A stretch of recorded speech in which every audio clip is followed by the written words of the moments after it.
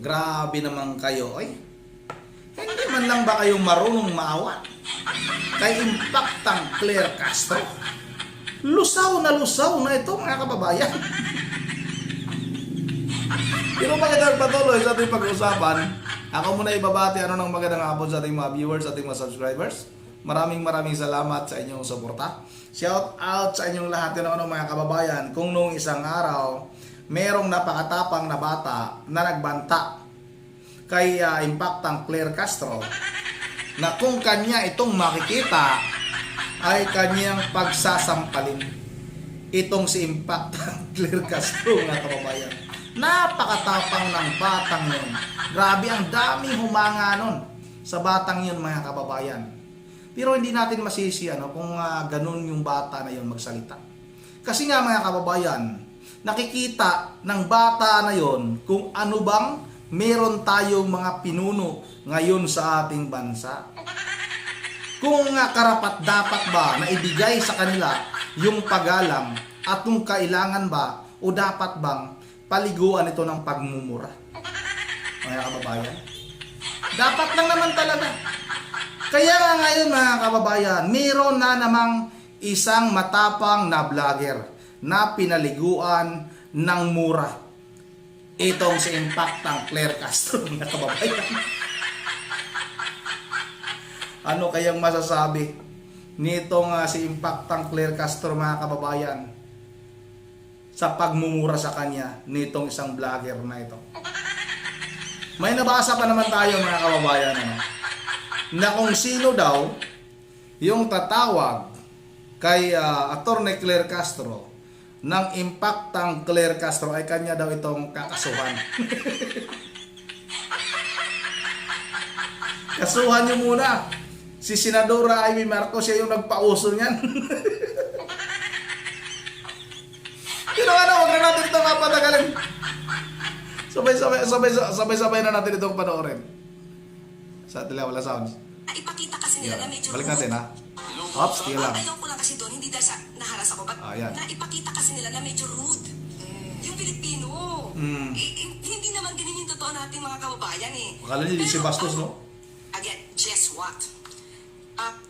Akala niyo mga kababayan, hindi din siya Bastos, Ikaw din naman, wala ka din naman galang May galang ka ba? Kay dating Pangulong Duterte, may galang ka ba? Kay Vice President Sara Duterte? Palagi mo nga binabanatan sa vlog mo yan. Kung ano-ano pambabastos mo. Ang ibinabato sa mga Duterte at sa mga DDS. Kaya nararapat lang talaga na hindi ka igalang. Hindi ka naman kagalang-galang Pwede patuloy natin ito mga kababayan. Prior to that, nakita namin ang pictures ni Vic Rodriguez kasama ang ilan sa mga nanghara sa amin. Alright, so baliwala daw kay Kumari kong Impacta yung pangaharas na ginawa sa kanya sa Canada ng mga Pilipino. Ang ikinasasama ng loob niya is yung daw naipakita ng mga Pilipino na rude sila, mga bastos. Hindi naman daw ganyan ang tunay na Pilipino. Putang ina mo, ano kayo? Ayan na. Umpisa na.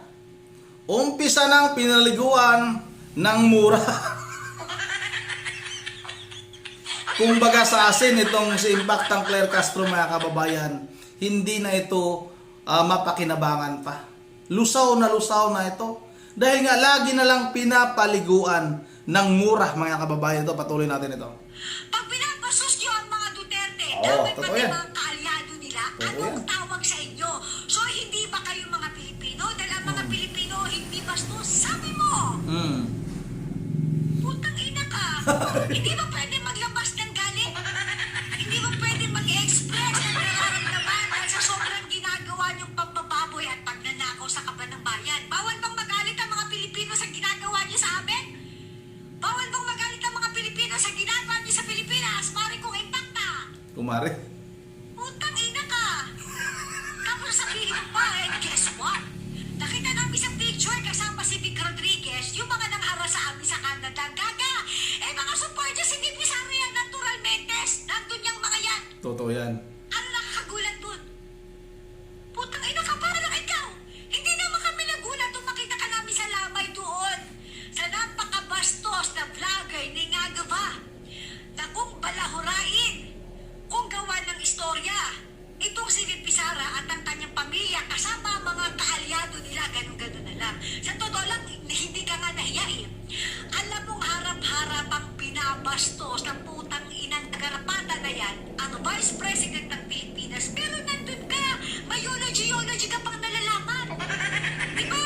Nagmalaki ka pa na full support ang presidente dyan kay Galicia Garapata na yan, nabuti na lang natodas na. Full support sa isang ganyang klase ng tao? Hindi ka ba nahiya na sabihin na full support si Ngagaba dyan sa vlogger na nagpapastos kay Vipi Sara? Sana sinabi mo na lang ikaw. Hindi mo ba naiisip ang magiging posisyon ni Bangag bilang Pangulo na para susuportahan niya yung nambabasto sa Vice Presidente at sa dating Presidente na mahal ng mga Pilipino na si PRRD? Putang ina ka, nagulat ka pa, nakita mo yung nangharas sa'yo kasama sa picture si Vicky Rodriguez. Malamang, mga supporters sa Duterte yan eh. Ano nakakagulat dun? Parang ikaw, di ba? Sama-sama kayo yung mga vlogger yung bayaran dun sa lamay nung garapatang tineris na na hinatid na sa impyerno. Putang ina to, parang gamit talaga to. Matulog ka nga, wala ka sa tulog. Putang ina ka, puro pagbabaruro ka niya. Ginagawa pa, kaya ganyan ka, leche ka. Inan to. Ang ayaw ko lang kasi doon, hindi dahil sa naharas ako. Teka lang. Ipakita kasi nila na medyo rude. Teka lang. Diyan na lang muna mga kababayan. Ayong pagpunta nitong si Impact ng Claire Castro mga kababayan doon sa lamay nung vlogger na grabe kong makapangbastos kay Vice President Sara Duterte mga kababayan, ay doon natin mapapatunayan na itong si Atty. Claire Castro ay hindi dapat galangin. Hindi ka galang-galang mga kababayan. Kasi nga mga kababayan, yung vlogger na yon, yung si Mima Alicia na ayon sa PNP ay chinogi nga dahil nga daw sa utang. Kala ko ba siya yung nagpapautang, pero mga kababayan mukhang may naamoy tayo sa sinabi ng PNP mga kababayan. Hayaan muna natin kung ano man yung lalabas sa investigasyon. Balik tayo kay Impact ng Claire Castro mga kababayan. Kitang-kita naman natin. Unang araw pa lang ng lamay mga kababayan kay Mima Alicia, nandoon na siya kaagad. Andun na siya kaagad. Nagpapakita na siya ng talagang full support mga kababayan dahil suportado nila ito mga kababayan dahil nga isa ito sa mga ginagamit nilang mga vlogger, mga bayaran para siraan itong si Vice President Sara Duterte. Tapos ngayon, ihingi ka ng galang sa mga Pilipino? Walang hiya ka. Ako ayaw kong magmura mga kababayan, pero mahirap nang pigilan pag tayo talagang wala na, nagagalit na tayo. Talagang mamumura natin. Hayop na ito. Hayop itong ICC na ito mga kababayan.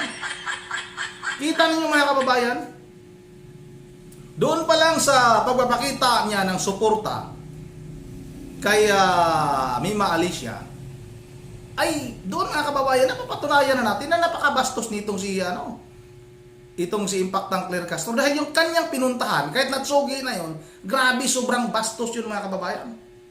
At doon din sa lamay na yun mga kababayan nagsalita itong si Impact ng Claire Castro na talagang may ugnayan sila. May ugnayan sila nitong si Mima Alicia.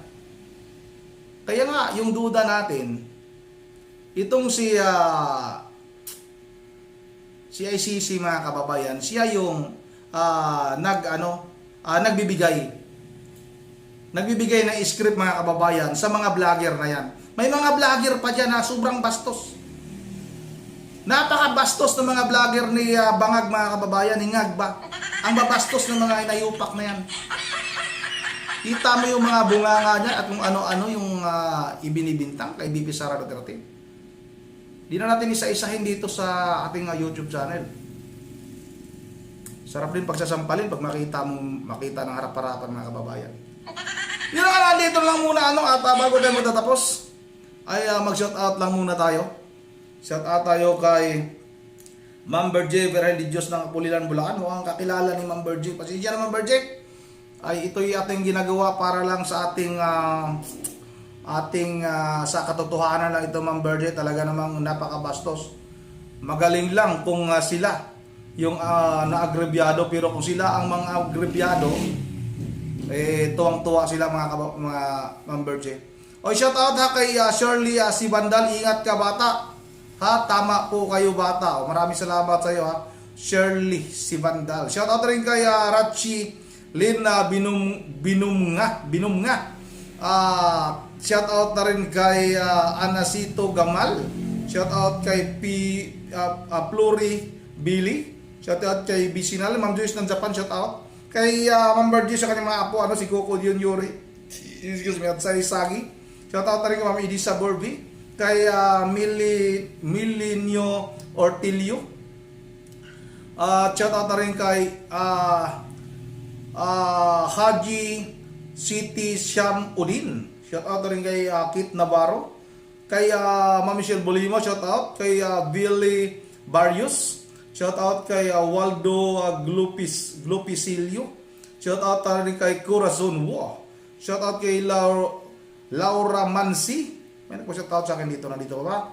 Shout out na rin kay from Germany ha. From Germany si Laura Mansin. Yun ang ano. Hanggang dito lang muna at once again. This is Ronde TV mo. Ingat ang lahat.